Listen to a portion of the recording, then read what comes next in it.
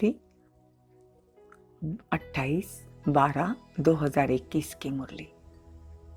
बाबा कहे, मीठे बच्चे प्रैक्टिस करो, मैं आत्मा हूँ, मैं आत्मा हूँ। शरीर का भान छोड़ दो, बस शिव बाबा को याद करते करते घर जाना है। देखो आज बाबा पहला लेसन पक्का करा रहे कि मैं शरीर नहीं हूँ, आत्मा हूँ। प्रश्न है, शिव बाबा को किन बच्चों पर बहुत तरस पड़ता है? उत्तर है, जो बच्चे अपना वैल्यूएबल समय व्यर्थ गवा देते हैं। बाबा कहते, मेरे बच्चे बने हो तो फर्स्ट ग्रेड बनकर दिखाओ। ज्ञान रत्न जो मिलते हैं उनको दान करो। ज्ञान रत्न मतलब मुरली। जो मुरली सुनते हैं वो औरों को भी सुनाओ। आज की मुरली में बाबा ने स्पेशल 7 डेज के कोर्स में जो सीडी का चित्र है उस पर फोकस डाला है। तो जो भी नए भाई बहन हैं उन्होंने क्या करना है, इंटरनेट से सीडी का चित्र निकालकर 84 जन्मों की जो कहानी दिखाई है उसको बार बार देखना है। सिर्फ देखो चित्र को, आपको सब समझ में आ जाएगा। और मैं भी ग्रुप में सीडी का चित्र और 7 डेज कोर्स में जो कोर्स लिया है सीडी के चित्र पे वो भेज देती हूँ, तो आपको और क्लियर हो जाएगा। तो मुरली बड़े ध्यान से सुनना। ओम शांति। गीत है, तकदीर जगा कर आई हूँ, तकदीर जगा कर आई हूँ। ओम शांति। जैसे बाबा ज्ञान का सागर है, बच्चों को भी सृष्टि के आदि मध्य अंत का ज्ञान समझाते हैं। देखो भगवान आते हैं तो हमको सीडी का चित्र और सृष्टि चक्र का जो स्वस्तिका का जो चित्र है उसमें आदि मध्य अंत का ज्ञान है कि आदि सतयुग कितना, फिर द्वापर कितना, फिर कलयुग कितना। ये ज्ञान भगवान को है, भगवान हमको समझाते हैं और चित्रों के ऊपर भी अच्छी तरह समझाते हैं।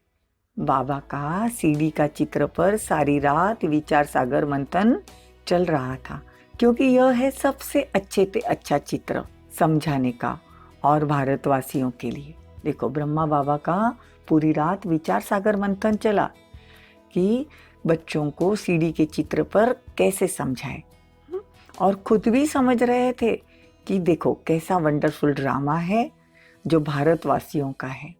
तो बच्चों का बहुत थोड़ा उछल रहता है, लेकिन इसको तो ज्यादा विचार सागर मंथन चलता है, मतलब ब्रह्मा बाबा को। कई बच्चों का तो विचार सागर मंथन ही नहीं चलता। हर एक की बुद्धि चलनी चाहिए। सीडी पर बहुत विचार चलते हैं, मूल वतन भी ऊपर में दिखाना पड़े। सीडी तो है ही मूल वतन की, 84 जन्मों की। ज्ञान के बिगैर यह चित्र कोई बना न सके।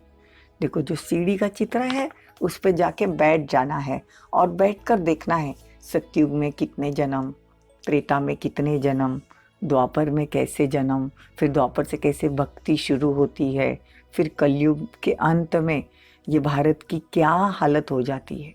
ये पूरे सीडी के चित्र पर है। इसीलिए कहते हैं भारत के उत्थान और पतन की कहानी। पतन मतलब नीचे उतरना। तो बाबा आकर उसको स्थापना करते हैं। शिवालय कैसे बनाते, ये हमारी ही कहानी है। बाबा कहते हैं भारत जो पावन था वो अब पतित बन गया है। बेचारे मनुष्य कुछ नहीं जानते, जो पूज्य थे वही पुजारी बने हैं, ये किसी को पता नहीं। जो लक्ष्मी नारायण का राज्य था वो सीढ़ी उतरते उतरते पूज्य से पुजारी बन गए, मतलब अपनी ही मूर्तियों की हमने पूजा शुरू कर दी। ये राज भगवान के सिवाय कोई नहीं समझाता। मैं आत्मा हूँ, शरीर तो जैसे भूल जाते हैं। देखो इतना अच्छा पुरुषार्थ करना है कि मैं आत्मा हूँ, शरीर को भूलना है। शिव बाबा को याद करते करते अपने घर जाना है। अपना घर कहाँ है? परम धाम। हम वहां से ही नीचे पाट बजाने आती है। इस अवस्था को जमाने में मेहनत है। कौन सी अवस्था को? कि मैं आत्मा हूं और फिर अपने घर जाना है। सीडी पर भी समझाया जाता है कि भारत में आदि सनातन देवी देवता धर्म था, तो सुख शांति पवित्रता थी।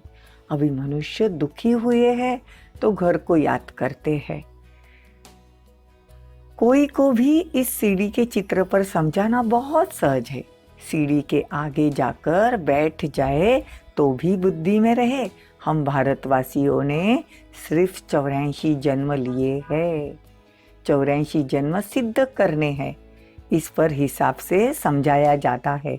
जो आधा कल्प के बाद आते हैं उन्हों के जरूर कम जन्म होंगे। सारा दिन बुद्धि में यह ज्ञान टपकता रहे।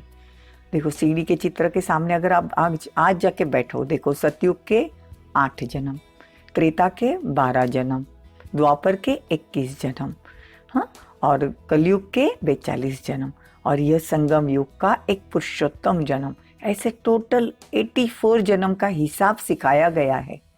कोई 84 लाख जन्म नहीं होते। इसीलिए खास बाबा ने आके ये चित्र पर, सीढ़ी के चित्र पर पूरा समझाते हैं। इसलिए आज बच्चों ने ये लेसन पक्का करना है। जो नए बच्चे हैं उन्होंने भी इंटरनेट से, या हो सके तो मैं खुद उसको चित्र सीढ़ी का डालकर उस पे कोर्स वाला जो लेसन है वो समझाएंगे, तो ग्रुप पे डाल देंगे। फिर भी बच्चों ने आज सीढ़ी के चित्र को ध्यान से देखना है। सिर्फ कोई चित्र के सामने आकर बैठ जाए तो भी बुद्धि में सब कुछ आ जाएगा। सारी रात बुद्धि चलती रहती है। 84 का चक्र कैसे समझाए? देखो जिनको सर्विस का शौक होता है ना, तो बाबा कहते सारा दिन उनकी बुद्धि में यह उछल रहती है। आधा कल्प है रावण राज्य, बाद में जो आने वाले हैं वो यह ज्ञान नहीं उठाएंगे। मतलब द्वापर के बाद जो आएंगे उनको यह ज्ञान नहीं समझ में आएगा। सतयुग त्रेता में आने वाले ही ज्ञान उठाएंगे। देखो आप सभी जो मुरली सुन रहे हो वो सतयुग त्रेता की आत्माएं हो। बाबा देखो कितना गारंटी से कहते कि हम सतयुग त्रेता में आने वाले हैं, तभी तो हम रोज मुरली सुनते हैं। अभी तो भारत की कितनी संख्या है? सतयुग त्रेता में तो एक बच्चा एक बच्ची, पिछाड़ी में थोड़ी गड़बड़ होती है, परंतु वहाँ विकार की कोई बात नहीं। रावण राज्य होता ही है द्वापर में, परंतु त्रेता में 2 कला कम हो जाने से कुछ प्यूरिटी कम हो जाती है। राजाई पद पाने वाले अच्छा पढ़ेंगे। शौक चाहिए कोई का कल्याण करने का। देखो ये मुरली जो भी बच्चे सुन रहे हैं, हाँ, तो उनको भी शौक होना चाहिए कि किसी का हम कल्याण करें। इसीलिए खुद अच्छे से पढ़ेंगे तब दूसरों को पढ़ाएंगे। परंतु तकदीर में नहीं है तो तदबीर भी नहीं करते। देखो बाबा रोज इस धरा पर आकर रोज मुरली सुनाते हैं, लेकिन भगवान कहते जिनके तकदीर में नहीं है ना, वो तदबीर मतलब पुरुषार्थ नहीं करते। सीढ़ी में भी दिखाया है सतयुग श्रेष्ठाचारी पावन भारत था, वही अब पतित भ्रष्टाचारी दुर्गति को पाया हुआ है भारत। तभी तो बाबा आते हैं ना, अंत में भगवान आते हैं संगम पर और शिवालय स्थापन करते हैं। उनको कृष्णपुरी भी कहते हैं, अर्थात कृष्णालय, मतलब कृष्ण का रहने का लय। तो शिव बाबा ऐसी दुनिया स्थापन करते हैं तो बच्चों को बड़ा नशा होना चाहिए। शिव बाबा से योग हो तब तो नशा चढ़े, तब तो पद अच्छा मिले। इसलिए भगवान से बहुत प्यार करना है। देखो प्यार ही तो करना है ना भगवान से। सारा दिन भगवान से मीठी मीठी बातें करनी है, दिल ही दिल में कहना है कि तू आ गया है और तूने देखो हमको ढूंढ लिया। तभी तो देखो व्हाट्सएप के या कोई ना कोई माध्यम से आजकल बच्चे जुड़ रहे हैं। तो भगवान से सिर्फ प्यार करना है। अगर मुरली नहीं भी समझ में आती है, धीरे धीरे समझ में आ जाएगी, लेकिन भगवान से प्यार करना नहीं छोड़ना है। और औरों को भी ये भगवान की बातें बतानी है। इसीलिए तो कहते हैं धन दिए धन न कुटे, मेहनत करनी। धन मतलब ज्ञान धन, जितना बांटेंगे उतना बढ़ेगा। बाप समझाते रहते हैं तुमको 21 जन्मों के लिए अपने पाँव पर खड़ा रहना है, इसलिए अच्छी रीति पुरुषार्थ करते हो। देखो अभी हम जो कमाई कर रहे हैं ना, मुरली सुनकर परमात्मा को याद कर कर, वो 21 जन्मों के लिए कमाई कर रहे हैं। तो हम अपने पैरों पर खड़े हो गए। 21 जन्मों के लिए हम अपनी तकदीर बना रहे हैं। कोई कम बात है क्या? तो बाबा कहते हैं अभी सैपलिन लग रहा है, हम पूज्य से पुजारी कैसे बने। सैपलिन मतलब छोटा सा झाड़, छोटा सा एक पौधा, देवता धर्म का पौधा अभी लग रहा है। ये राज बड़ा समझाने का है। बाबा कहते जितना तुम जास्ती सर्विस करेंगे उतना बाबा के दिल पर चढ़ेंगे। गृहस्थ व्यवहार में रहते सर्विस बहुत अच्छी करते हैं, उनको सर्विस का बड़ा मजा आएगा। किसको किसको मजा आएगा? जिसको भगवान से प्यार है, वो दूसरों को अच्छी रीति समझाएगा तो शिव बाबा की मदद भी मिलेगी। कहते हैं ना, ये बच्चा बड़ी अच्छी सर्विस करता है तो भगवान के दिल तक पर चढ़ेंगे। किसी के चलन से ही मालूम पड़ जाता है इसको सर्विस का बहुत शौक है, रात दिन अपनी कमाई का चिंतन करता है, बहुत भारी कमाई है। बच्चों को मुरली रोज सुननी है। बच्चों को भी पहले पहले तो मुरली अच्छी रीति धारण करनी पड़े, रिवाइज करे तब फिर आकर मुरली चलाए। रिवाइज मतलब बार बार रिपीट करनी है। जितनी मुरली रिपीट करेंगे तो हम भी दूसरों को मुरली सुनाने लायक हो जाएंगे। आगे बाबा रात को 2 बजे उठकर लिखते थे, ब्रह्मा बाबा, फिर सवेरे मम्मा मुरली पढ़कर फिर चलाती थी। जिन जिन बच्चों को मुरली पढ़ने और उस पर चिंतन करने का शौक है वो सर्विस ज़रूर करेंगे। मुरली पढ़ने से जाग पड़ेंगे। देखो बाबा कहते हैं जितना हम मुरली पढ़ेंगे उतना अज्ञान में जो सोए हुए तो ज्ञान बहुत सारा मिलता जाएगा, तो जाग पड़ेंगे। उठते बैठे 84 का चक्र बुद्धि में फिरना चाहिए। आज देखो बाबा पूरा सीढ़ी पर समझा रहे, जितनी बार हम चलते हैं फिरते हैं तो हमारे ही 84 जन्म हमको याद करने हैं। उसको कहते हैं स्वदर्शन। स्वदर्शन घुमाना है, स्व का दर्शन करना है कि सतयुग में कैसे हम देवता थे, फिर त्रेता में 2 कला कम हुए, फिर द्वापर में और कम हुए, फिर दुख शुरू हुए, आत्मा भूलकर हम खुद को शरीर समझने लगे तो हम ही देवी देवताओं की पूजा करने लगे। सबसे पहले शिव की भक्ति की, फिर सब और देवताओं की भक्ति की। अब देखो कलयुग के अंत तक तो नदी, झाड़, हाँ गाय, सबकी पूजा करते हैं, क्योंकि आत्मा से पहले सतो प्रधान थी। सीढ़ी का चित्र आज ध्यान से देखना, उसमें देखो आत्मा का चित्र दिखा है सतो प्रधान। अभी आत्मा एकदम नीचे एकदम काली दिखाई है, नो कला, जिसमें कोई ताकत नहीं। तो आज सीढ़ी का चित्र बड़े ध्यान से देखेंगे, उसमें सारा राज छुपा हुआ है।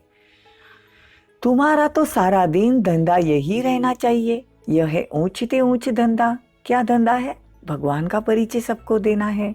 बाबा को व्यापारी भी कहा जाता है। ये अविनाशी ज्ञान रत्नों का व्यापार कोई विरला ही करे।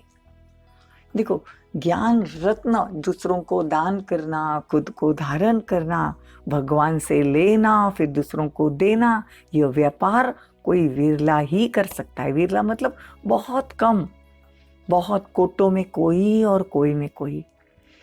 सारा दिन बुद्धि में यही फिरता रहना चाहिए और खुशी में मस्त रहना चाहिए कि भगवान आकर हमको त्रिकालदर्शी बनाते हैं, कि भगवान आकर हमको आदि मध्य अंत का राज समझाते हैं।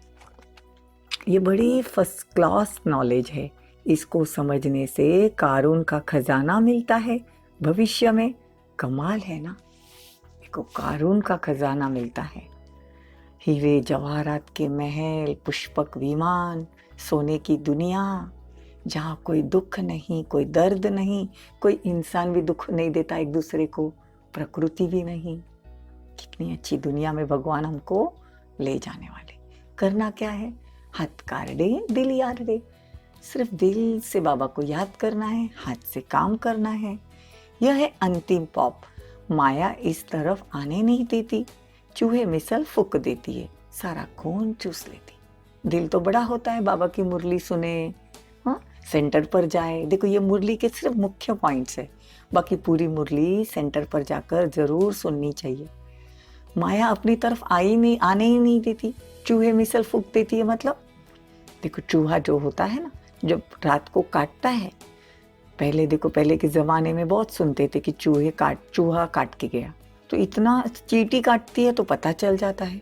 चूहा इतना बड़ा काटता है तो पहले क्यों पता नहीं चलता है?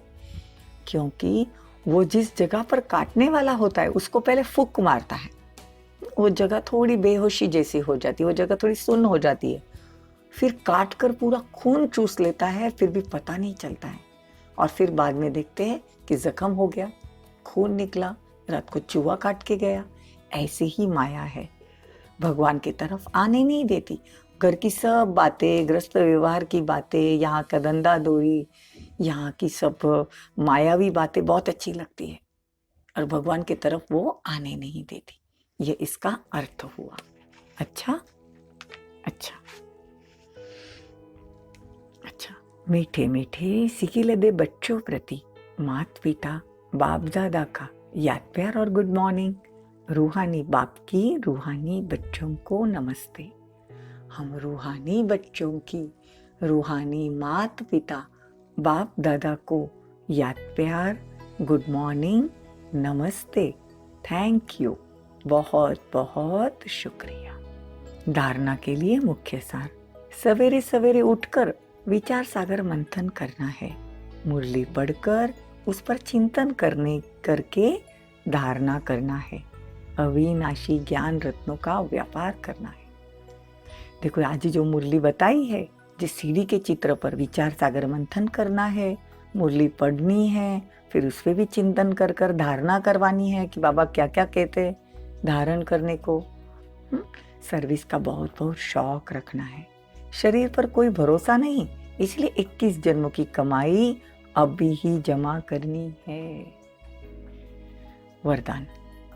साइलेंस की शक्ति द्वारा अपने रजिस्टर को साफ करने वाले लोकप्रिय प्रभु प्रिय भव। जैसे साइंस ने ऐसी इन्वेंशन की है जो लिखा हुआ सब मिट जाए, मालूम न पड़े, ऐसे आप साइलेंस की शक्ति से अपने रजिस्टर को रोज साफ करो तो प्रभु प्रिय व दैवी लोकप्रिय बन जाएंगे। देखो बाबा कहते हैं कि साइंस में ऐसा आता है, डिलीट कर सकते हैं। साइंस की जो साधन निकले हैं, जो लिखा हुआ है वो भी डिलीट कर सकते हैं। तो हम शांति की शक्ति जितनी अपने अंदर धारण करेंगे तो अंदर जो भी हमारे जो व्यर्थ है, जो नेगेटिविटी है, जो पुराने जन्मों का खाता है, वो साफ कर सकेंगे। कितना आसान तरीका भगवान बताते हैं। सच्चाई और सफाई सभी को पसंद है, इसलिए एक दिन के लिए हुए व्यर्थ संकल्प व व्यर्थ कर्म की दूसरे दिन लिंक भी न रहे। मतलब रात को सोने से पहले परमात्मा को सारी बातें सुनाकर उसको भस्म कर आगे के दिन में जाना है, तो बोझा नहीं रहेगा सिर पे। बीती को बीती कर फुल स्टॉप लगा दो तो रजिस्टर साफ रहेगा और साहिब भी राजी हो जाएगा। देखो इसीलिए कहते हैं ना, साफ दिल मुराद हासिल। जिसका दिल साफ है ना, उसकी हर मुराद पूरी होती है। स्लोगन। व्यर्थ संकल्प करना व दूसरों के व्यर्थ संकल्प चलाने के निमित्त बनना, यह भी अपवित्रता है। व्यर्थ संकल्प करना व दूसरों को व्यर्थ संकल्प चलाने के निमित्त बनना, यह भी अपवित्रता है।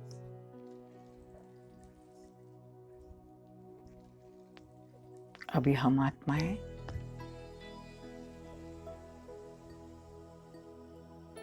परमात्मा को बड़े सच्ची दिल से याद करेंगे और विचार सागर मंथन करेंगे कि आज बाबा ने सीढ़ी के चित्र पर कैसे समझाया है। 84 जन्म की भारत की कहानी, आज पूरा सीढ़ी का चित्र। तो विचार सागर मंथन करना है सीढ़ी को, चित्र को देखकर कि सतयुग में हम सोने के महल में रहते थे, उसको गोल्डन एज कहते हैं। दैवी घराना, वहां की जनसंख्या सिर्फ 9 लाख। 16 कला संपूर्ण निर्विकारी मर्यादा पुरुषोत्तम, 1250 वर्ष सतयुग, उसमें सिर्फ 8 जन्म। फिर सृष्टि रंगमंच का दूसरा पार्ट शुरू हुआ, त्रेता युग, उसमें सिल्वर एज, चांदी की दुनिया। 16 कला से 14 कला, 2 कला कम हो गई। फिर वहां क्षत्रिय घराना, जनसंख्या त्रेता युग खत्म होते होते 33 कोटि देवी देवताओं का गायन है। त्रेता में हमारे 12 जन्म, फिर द्वापर युग, कॉपर युग, तांबे की दुनिया, उसमें हमारे 21 जन्म। वहां से थोड़ा थोड़ा दुख शुरू होता है। पहले शिव की भक्ति शुरू होती है, फिर और देवताओं की भक्ति शुरू हो जाती है। इतना ज्यादा दुख दर्द नहीं, लेकिन दुख की दुनिया वहां से शुरू होती है। सतयुग त्रेता में जो हम अपने को आत्मा समझते थे, द्वापर युग से हम खुद को बॉडी समझने लगे, देह समझने लगे, तो दुख शुरू हो गया। कलयुग के अंत, चौथा पार्ट, कलयुग, घर घर में कलह और क्लेश मतलब कलयुग, वो भी 1250 वर्ष।